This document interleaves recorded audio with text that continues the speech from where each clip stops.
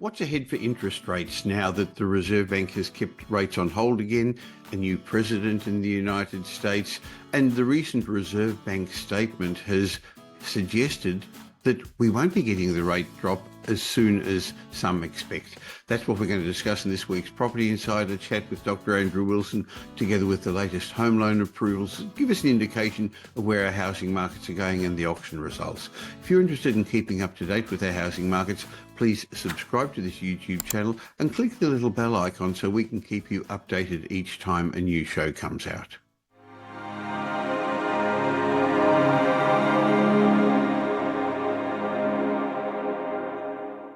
While the Reserve Bank of Australia has kept rates on hold yet again, the big question is, how much longer will it last? I guess more importantly, when will we see the first rate cut? With the local economy sending mixed messages, it seems that many economists are finding it increasingly difficult to predict the RBA's next move. In fact, they keep changing their forecasts, don't they? But it's not just the local factors in play. Overseas developments, particularly the political shifts in the United States with a newly elected president, they could have ripple effects that impact our rates here in Australia too. How will the global pressures influence the timing of rate cuts? What might it mean for our property markets and investors planning their next move? That's what I want to ask Australia's leading housing economist, Dr. Andrew Wilson, Chief Economist of My Housing Market, in today's Property Insider Chat. Hi, Andrew. Yes, good day, Michael. And we've had a big shift in the global, the global political scenarios with A lot happens in a week. Yeah, it does, with the re-election, I guess we could call it, if you could split hairs. I suppose it's not really a re-election, of Donald Trump, and he certainly was soundly re-elected. No ifs and buts about this result, and I think it has perhaps some consequences for maybe in the shorter term a stronger global economy, but we will wait and see the outcome. Well, there's no surprise that the Reserve Bank left rates on hold in November. You've been forecasting that for a while. In fact, your forecasts have been very steady over the year, while others seem to have vacillated and kept changing things. So it's been quite some time since the Reserve Bank raised or changed interest rates at all. But despite 13 rate rises since May 2022, the Reserve Bank hasn't achieved what it wanted. It hasn't slowed the economy as much. Now, there's no doubt that some people are suffering with the cost of living, so we don't want to underplay that. Some people are having difficulty making ends meet. But overall, Andrew, the economy is doing pretty well. Yeah, no, really no impact at all on the macro economy from our interest rate increases, and dare I say, really no impact on inflation either. It's perhaps we could have left them alone, a couple of years ago, that first rise back in May 2022. But the Reserve Bank has clearly signalled it, and I think in a way it was a consolidation of the outlook in terms of certainty. And I think that the Reserve Bank statements have clearly indicated that they're not expecting a rate cut next year, and that they think that it won't be until 2026 that inflation moves into the mid-range consistently of the inflation target. And of course, it's the underlying inflation rate that the Reserve Bank focuses on. Underlying inflation is still at 3.5%, which is 1% above the rate that the Reserve Bank wants it to be, the target rate, and it says that it wants a consistent period at that around about the mid-range of 2 to 3%, which is 2.5%, and it doesn't expect that to happen until 2026. So that's not good news for those that are expecting or have been predicting lower interest rates, and it's completely logical because it's the quarterly data set that the Reserve Bank is focusing on. It's underlying inflation, even though headline inflation has moved below 3%. And it's really, the factors that have driven headline inflation downwards, such as particularly the price of oil and electricity, are volatile elements which won't work themselves anytime soon into the underlying inflation rate. So if we could just explain, people have heard the latest statistics saying inflation is now fallen, but the underlying inflation takes out the volatile elements, and the Reserve Bank is looking at the quarterly, not the monthly figures, and unfortunately they're quite retrospective, and they're wanting to see a significant change there. Is that correct? Yeah, a consistent significant change. So it's not just getting a quarter where we move to within the target range, but they need to have a couple of quarters at least, I would suggest, within the target range. And we're 1% above the target range now. Having experienced a sharp fall in oil, which has driven the headline rate down, and we'd really need to see sharp falls in the, I guess, more mainstream elements of the basket of goods that the ABS measure for the inflation rate to sort of move consistently within that, the underlying target range. And I'm not sure why those sort of forecasting near-term cuts in interest rate have sort of missed that.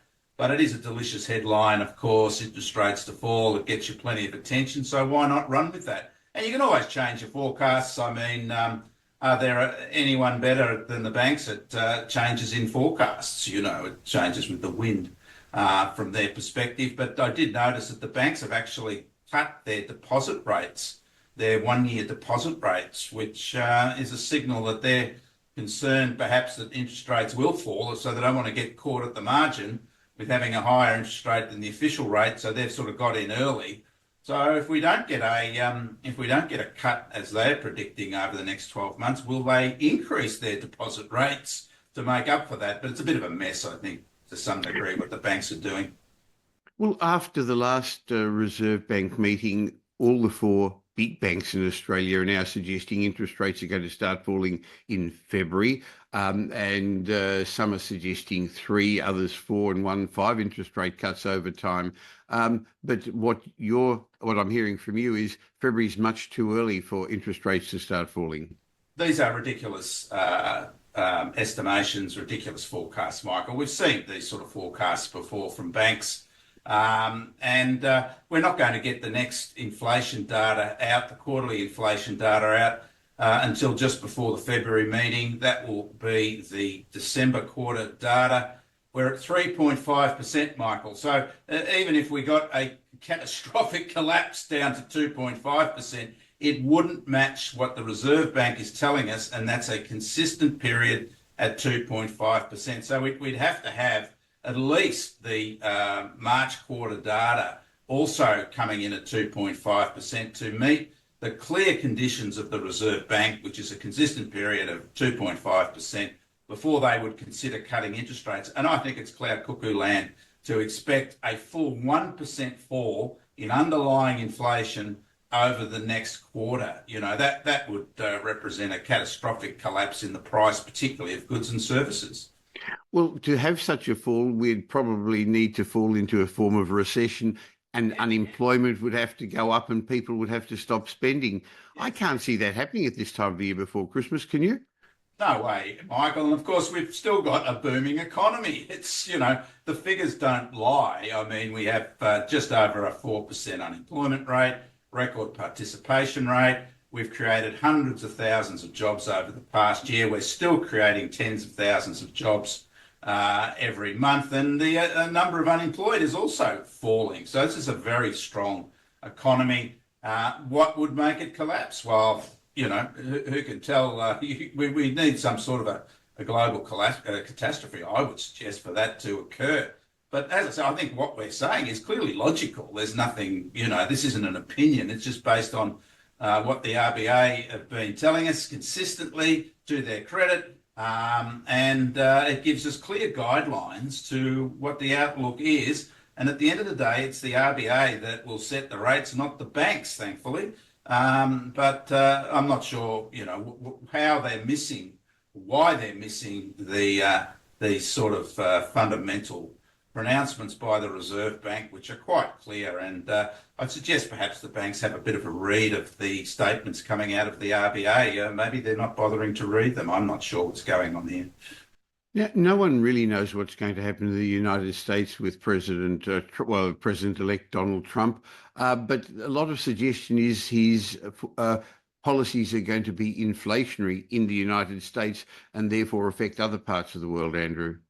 Well, that only mean growth, can't it, Michael? I mean, if it's inflationary, it means that demand's pushing ahead of supply. So that'll only, create demand for more labour, or in already, strong, basically overall strong economies in terms of labour markets. We've already seen early signs of the sort of the positive sentiment that Trump has generated in terms of strong gains in the stock market. But, as I said, the future remains unknown in terms of those outcomes. But if it was inflationary, it could only mean more demand and less supply, which, is an issue for, is certainly a positive for the labour market. But maybe there's an issue there for interest rates going forward. But this is all speculation. The media got it wrong again with Trump in the US. They're so discredited. Why did they get it wrong?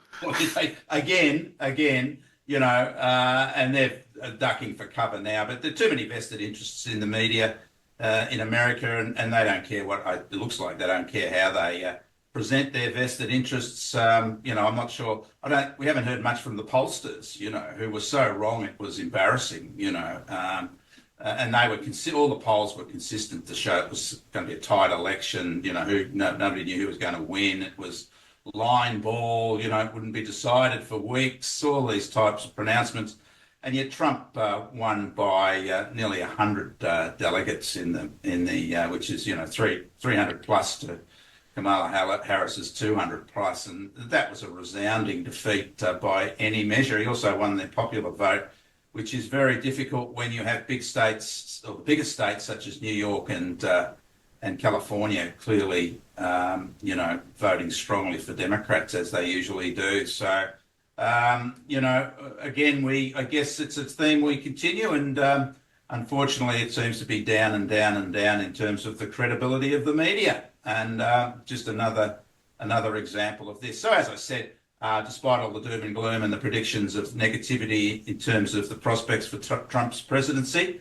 we'll just have to wait and see, won't we, Michael? So, but as I said, if it is inflationary, it'll only mean more growth, which is, positive news for the labour market, at least. Maybe not for interest rates, but as I said, let's not get too far ahead of ourselves at this stage.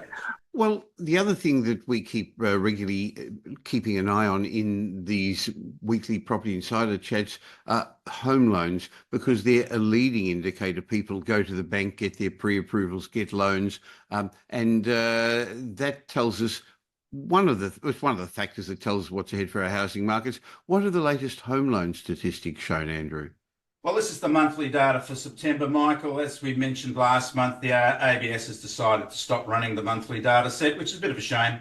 But I do think they've been having, and they've clearly, been upfront about this, some problems with the data coming through, which they get from the banks, basically. And so they've decided to go with a quarterly data set from next year. It is a very handy data set because it correlates quite strongly with what happens particularly in prices, house prices. But we've seen a steadying of what was quite strong growth in home loans over the past year. No surprise, because, of course, home loans measure the value of home lending, and that is also reflective of higher prices, which we know we've been getting for the last 2 years. So obviously that's going to rise. So we have to offset the value of home lending with higher prices, but we have seen a steadying over September compared to August, and I think we've seen that with some of the growth in housing markets as well, but still well ahead of a year ago, the value of home lending, but still not up to where it was at the peak at the end of that rebound period following our borders opening up. So steady result overall. We saw just a 3% fall.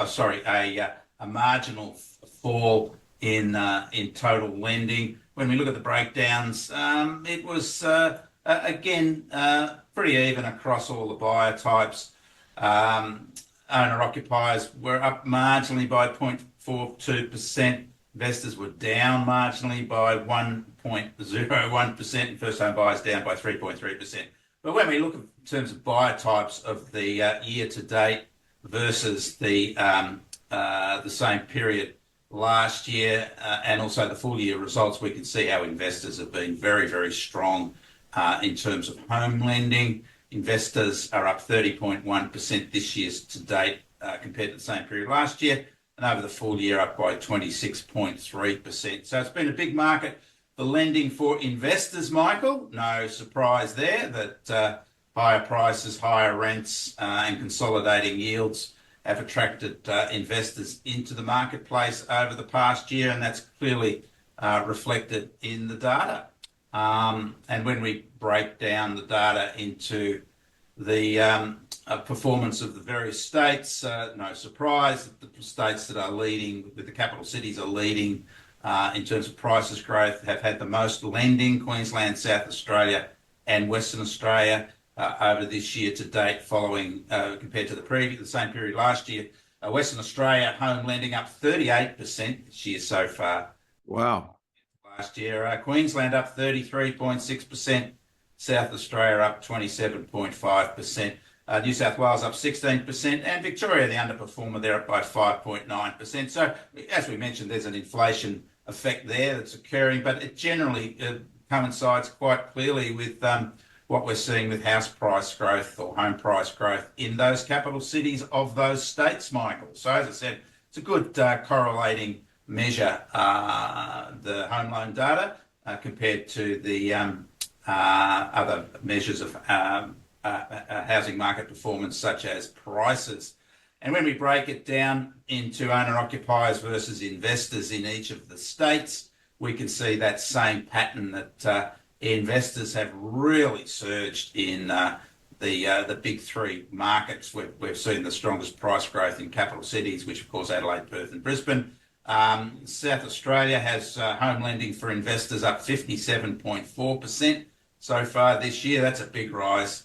Western Australia up 50% and Queensland up 49.8%. So again, correlating with what we know what's happening in capital city markets, but no surprise that there are plenty of investors active in those strong markets of Brisbane, Perth and Adelaide, reflecting prices growth and rental growth, as we said. I just wanted to remind you that this is not specific investment advice, because we don't know your personal circumstances, but we're more than happy to have a chat to help you take advantage of the opportunities the current property markets are offering. So why not have an obligation-free chat with one of the wealth strategists at Metropole to discuss your goals, your options and what you could do. We're much more than just another buyer's agent. We help you safely create intergenerational wealth through strategic property and wealth advice. Remember, property investment's a process, not an event, so you can't just go out and buy any property and hope to be successful. In fact, now more than ever, getting the right advice is critical. So if you're looking to invest in property or buy a home, go to metropole.com.au and organise a time for an obligation-free chat. You're going to find that at Metropole we're big enough to tip the scales in your favour, but still small enough to care. And since we don't have any properties to sell, our advice is independent and unbiased. We also each week have a chat about the auction clearance rates, and there's still a few weekends for auctions. That gives us a good in-time indicator of how buyers and sellers are feeling. What happened last weekend, Andrew? Yeah, just 5 weekends left to the end of the year, Michael. So we are now into the final stage of the spring selling season, and that is typically characterised by higher listings or more sellers and fewer buyers, and that's we've seen. And buyers are and sellers are more motivated, of course, to sell because they want to get their properties cleared by the end of the year. And buyer numbers are lower in a sense because, a lot of buyers have actually bought. We see a little bit more of an imbalance, which means lower clearance rates through the last month or so of the spring selling season. But we've sort of held up. When we look at the weekly results, Michael, we can see that clearance rate in Sydney's picked up a bit, and this is the week ending November 9th versus the previous week. Listings were higher. Clearance rates were also higher. We're seeing some strong results from inner city markets in Sydney. The prestige markets in Sydney, Michael, have been really up and about. We're talking about the upper North Shore, the lower North Shore, the eastern suburbs, the inner west, And as I said, the upper North Shore as well is performing quite strongly at the moment, and that's acting to push up, those prestige markets are acting to push up the clearance rate, but still around that sort of high 60s, low 70s that we've seen in Sydney over the last couple of months. Melbourne, a big return, of course, from the Melbourne Cup weekend holiday the week before. So we had a predictable rise in listing numbers, strong numbers of properties put up for auction over the week. And just a tick higher there, 69% clearance rate, which is good positive news there for that Melbourne market that's looking to revive. Brisbane also, fewer listings in Brisbane over the week, clearance rate around about where it's been the last couple of weeks at 42.5%. Brisbane's just tacked down a little bit in terms of its clearance rates, but as we explain every week, that Brisbane market is a little atypical in terms of the way it uses auctions as a marketing strategy. It tends to be an adjunct to private sales rather than the type of auction environment that we have in the other capital cities. Similar results in Adelaide. Clearance rate a little bit higher in Adelaide compared to the previous week, and Canberra also similar results in terms of listing numbers, but a higher clearance rate. So generally, I think you'd say the market's holding up, Michael, over this last phase of the spring selling season, with clearance rates tracking in all the capital city markets either at or just above where they have been over the past month or so. So still some positive news there for sellers, although as we typically see, it becomes a bit more about supply over demand as we track down towards the end of the year. And of course, it is about really finishing off the year with the same sort of positive energy that we've had for most of the year, and that has been characterised by certainly high numbers of listings compared to last year, and really compared to the historical models. We've had a lot of supply coming into the market, and clearance rates have held up nonetheless, and lots of sales have been occurring, and that's not a specific economic term, the word lots, but certainly we've had with those steady clearance rates and higher listings. People are getting on with their lives. They're not worrying as much about all the media and the news. They're getting married, they're getting divorced, they're having babies, maybe not in that order, and they're just getting on with their lives. That's right, Michael. So it's been a very positive year for the auction market, and it's just following its usual pattern now, but even so, it's not really falling away as significantly as we do typically see over the last month of the spring selling season. Well, we'll be back each week to report the property and economic news in general and the auction results each week. And I know that you have them on LinkedIn every Saturday night around 6 p.m. and every Sunday morning we feature them in Property Update in a much more detailed report. Thank you, Michael. Thanks, Andrew.